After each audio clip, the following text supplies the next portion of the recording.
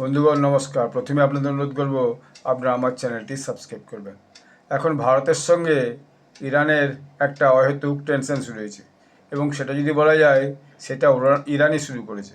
কারণ দেখা যাচ্ছে কি যে একটা জাহাজ আসছিল তেল ভর্তি করে নিয়ে, সেই জাহাজটা একটা বাণিজ্যিক জাহাজ, অর্থাৎ মানে ব্যবসা সংক্রান্ত জাহাজ বলা যায়, যাতে মালপত্র আদান প্রদান করে।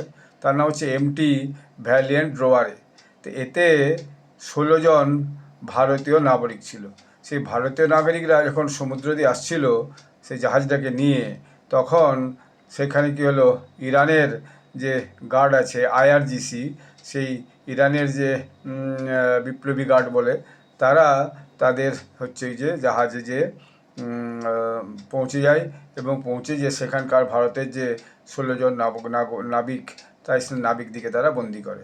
এবং তাদের ইরানিদের বক্তব্য হচ্ছে যে এই যে জাহাজরা, এই জাহাজটাই করে 6000 মেট্রিক টন জ্বালানি তেল পাচার করা হচ্ছিল। তো এইটা জাহাজটা আটক করা হয়েছে 8ই ডিসেম্বর।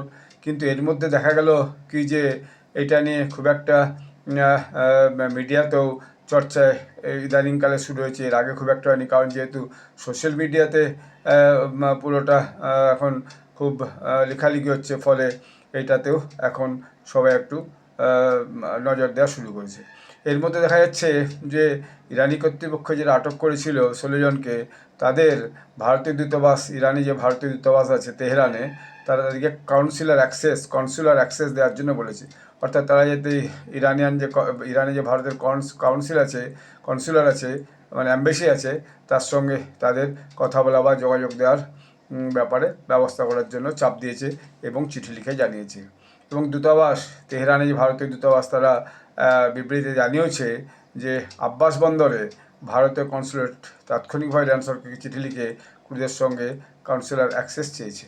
আরও বলা হয়েছে এই কাউন্সিলর অ্যাক্সেসে যে বন্দর আব্বাস এবং তেহরানে কূটনৈতিক চিঠিপত্র রাষ্ট্রদূত পর্যায়ের বৈঠকের মাধ্যমে বারবার কাউন্সিলর অ্যাক্সেসের অনুরোধ করা হয়েছিল, কিন্তু তাদেরকে কাউন্সিলর অ্যাক্সেস দেওয়া হয়নি। ইরানি কর্তৃপক্ষদের অনুরোধ করা ছিল তারা যাতে ক্রুদের ভারতে তাদের পরিবারের সঙ্গে যোগাযোগের অনুমতি দেয়, সেটাও তারা দিয়েছে বলে শোনা যায়নি। এবং দূতাবাস এনেছে যে দুবাইয়ের ভারতীয় কনসুলেট যে মালিক জাহাজের, তাদের কোম্পানির উপরও চাপ দেওয়া হয়েছে, তাদের আইনি প্রতিনিধিত্ব যাতে দেওয়া হয়। অর্থাৎ তাদের যেহেতু বিচারটা হয়তো ইরানি বিচার প্রক্রিয়া হবে, তাদেরকে আইনি সাহায্য দিতে হবে। সেটা নিশ্চিত করার জন্য যে কোম্পানির মালিক, যারা জাহাজ কোম্পানির মালিক, যারা তাদের হচ্ছে যে দুবাইয়ের কোম্পানি, তো তাদেরকেও ব্যাপারটাকে নিয়ে এগিয়ে তাদের উকিল অ্যাক্সেস দেওয়ার জন্য তাদের হচ্ছে কি যে এটা জানানো হয়েছে। কিন্তু দেখা যাচ্ছে এখন পর্যন্ত খুব একটা কাজের কাজ কিছু হয়নি।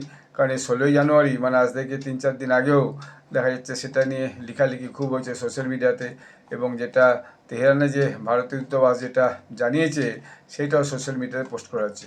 কিন্তু এর মধ্যে দেখা গেল কি সোশ্যাল মিডিয়াতে যেটা এসেছে সেটা হচ্ছে ওই যে যারা বন্দী হয়েছে তাদের বিভিন্ন ছবি এসেছে, ছবি পাঠিয়ে দিয়েছে মোবাইলে, এবং শোনা যাচ্ছে তাদের মোবাইলে নাকি ওই যে ইরানিয়ান গার্ড তারা কেড়ে নিয়েছে।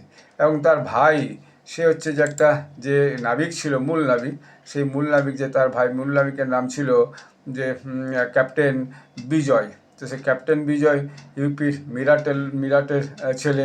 তো সেই ক্যাপ্টেন বিজয়, তার ভাই, সে হচ্ছে প্রথম খবরটা পায়, তাকে তার ভাই খবর দেয়, যেরকম আমি হোয়াটসঅ্যাপ মেসেজ পাঠাই যে আমি এইভাবে নিয়ে এসেছিলাম, কিন্তু আমাদের যে জাহাজ, সেই জাহাজ কিন্তু হচ্ছে যে ইরানের বর্ডারে ছিল না, সেই জাহাজ ছিল ইন্টারন্যাশনাল যে সামুদ্রিক এরিয়া, সে সামুদ্রিক এরিয়াতে ছিল। মানে তার ভাইয়ের যে বক্তব্য সেটা হচ্ছে, আমি আপনাদের একটু শোনাতে পারি।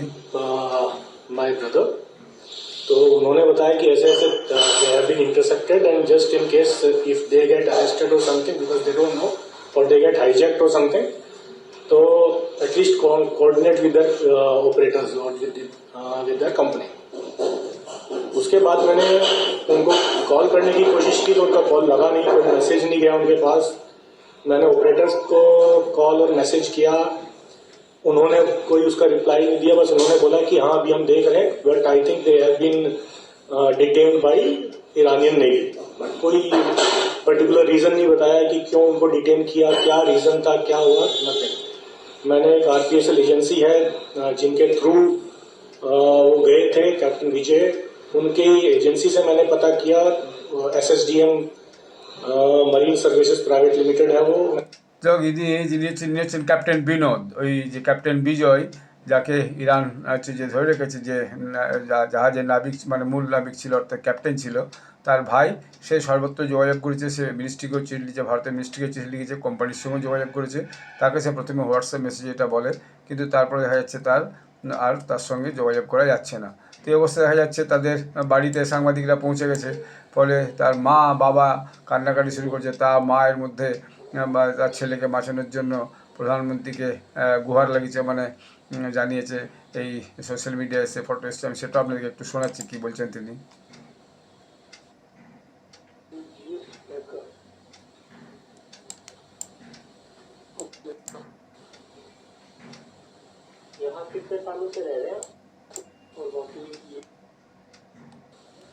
খুবই কান্নাটি করছেন বাবা মা, এবং একটা ফটো নিয়ে সেখানে তারা বসে আছেন, তার সব ছবি এসেছে, এবং তার মা যেটা বলেছে সেটা আমি আরেকবার শোনানোর চেষ্টা করছি, আপনাদের শুনুন। बात मेरे साथ दिसंबर 31 को हुई थी बस, उसके बाद मेरी कोई बात नहीं हुई है। क्या बोलता था आपका? वो मेरे बेटा यही कहता था कि मम्मी मेरी बस 6 महीने पूरे हो गए,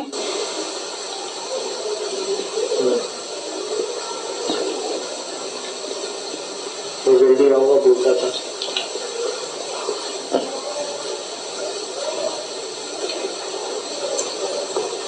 খুবই কান্নাটি করছে মা, বলছে যে তাকে 31 ডিসেম্বর লাস্ট কল করেছে, তখন বলেছে মাম্মি আমার 6 মাস কমপ্লিট হয়ে গেছে, তার মানে হয়তো শীঘ্রই সে ফিরবে, এরকম একটা কোনো বলেছিল। কিন্তু কান্নাতে ভদ্রমহিলা আর বিশেষ কিছু বলতেই পারছে না।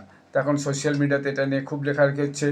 তো যে আমার ইরান মে মেরা বেটা গ্রেপ্তার, মানে পিএম মোদি को লাগাই মাগি মদত, অর্থাৎ তিনি প্রধানমন্ত্রী মোদির কাছে মদত চেয়েছেন যাতে তার ছেলেকে ইমিডিয়েট সেখান থেকে ছাড়িয়ে আনার ব্যবস্থা করা হয়। সেই হিসাবেই দেখা যাচ্ছে এখন হয়তো তেহরানে যে ভারতীয় দূতাবাস আছে তারা বিষয়টাকে নিয়ে এখন খুব সোচ্চার হয়েছে, এবং ইরানের অথরিটির সঙ্গে যোগাযোগ করে তাকে কাউন্সিল অ্যাক্সেস, তাকে জুডিশিয়াল অ্যাক্সেস, কোম্পানিকে বলা, এই সমস্তগুলো চেষ্টা চলছে।